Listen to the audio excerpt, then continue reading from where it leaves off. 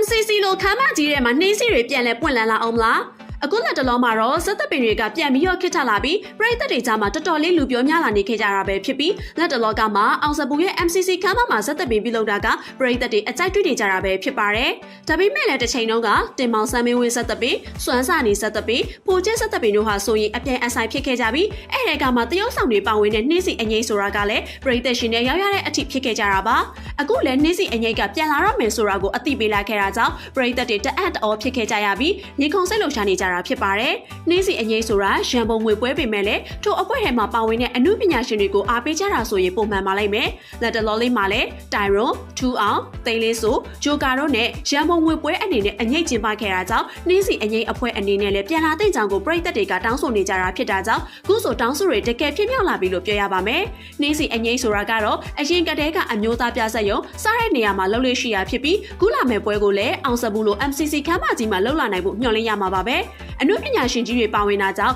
ယုံပြည့်ယုံရှံဝင်ရောက်အားပေးကြမလားဆိုတာကိုတော့စောင့်ကြည့်ရမှာပါပဲပရိသတ်တို့ရောနှီးစီအငိမ့်အတွက်ရင်ခုန်နေကြပြီလားကြည့်ရှုပေးခဲ့တဲ့အတွက်ကျေးဇူးတင်ပါတယ်ရှင်